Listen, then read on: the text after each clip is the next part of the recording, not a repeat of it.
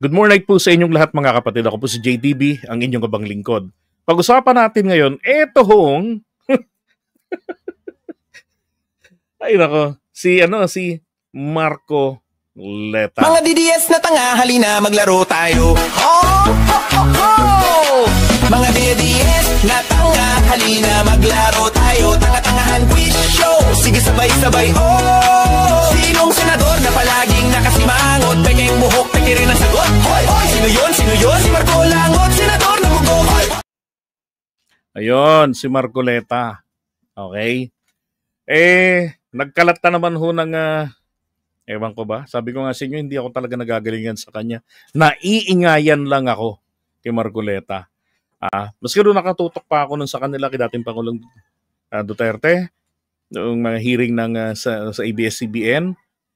Kahit na pumabor ako na nawala ng na hindi na napagbigyan ng renewal ng prangkisa ang ABS-CBN, naiingayan lang ako sa kanya.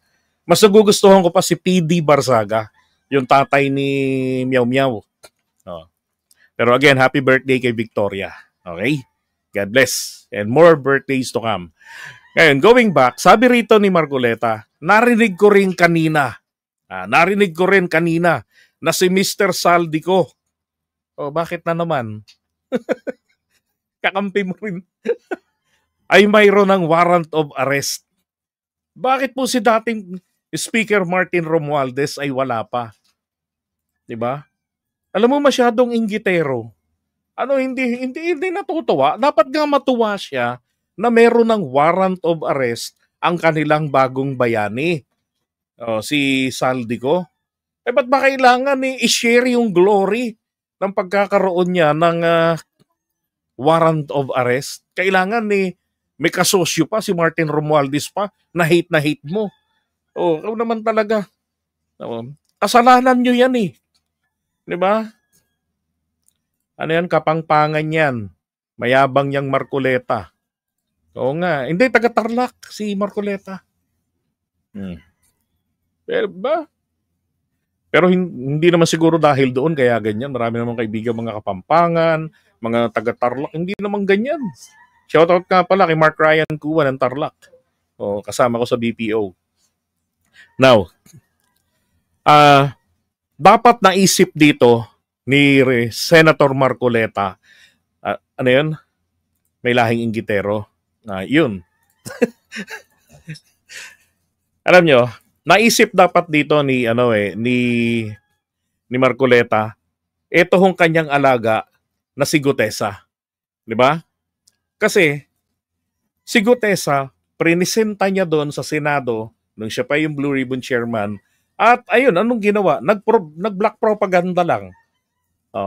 Pinapunta sa Department of Justice, 'di ba? Para panumpaan sa harapan nila, para maging official lahat. Ano nangyari? Hindi nagpakita. Tapos, ang gusto nilang mangyari, masampahan na ng kaso si Martin Romualdez. Parang hindi abogado Kasi yung abogado o yung estudyante nga lang, kahit estudyante lang ng law, alam yan na kailangan na tumayo, manindigan etong nag-aakusa si Gutesa. Kasi so far, si Gutesa pa lamang yung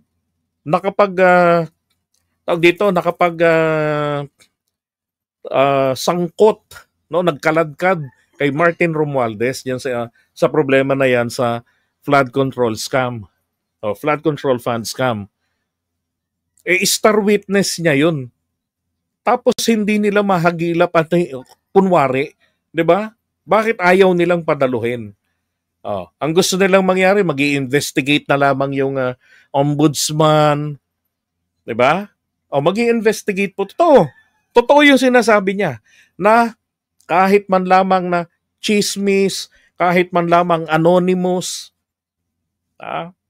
kahit na hindi formal yung complaint, kahit nga hindi complaint o reklamo ang dalhin doon sa ombudsman sa usapin ng korupsyon, ay obligado mismo yung batas na bumuo ng ombudsman, sinabi yan.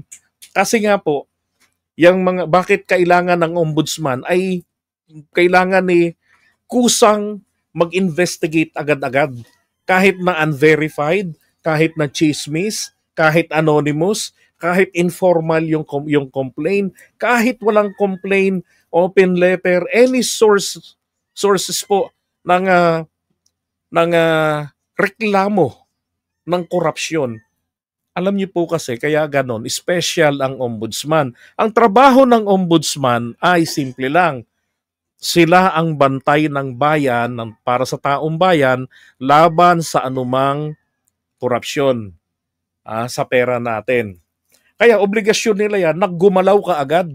Pero kinakailangan yung accuser may maninindigan. Bakit po? Hindi po ang ombudsman ang nagdidesisyon sa kaso. Hindi po ang ombudsman ang dumidinig sa kaso. So far si Gutesa pa lang nga nag-implicate kay Martin Romualdez. Ang problema, yung star witness nila, tinago na nila. Tapos naghahanap. Diba?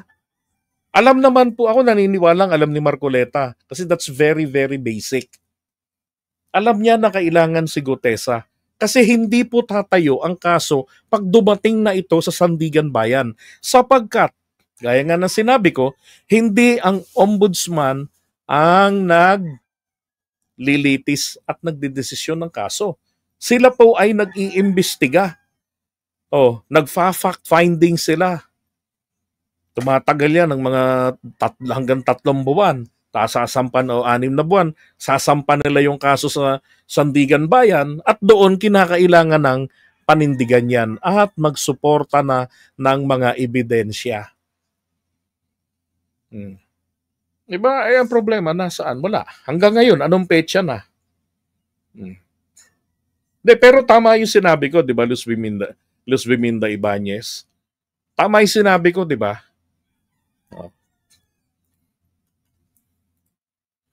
Good morning, Bobby Kapili. Kasalanan niya. Ang lakas pa ng loob niya magtanong.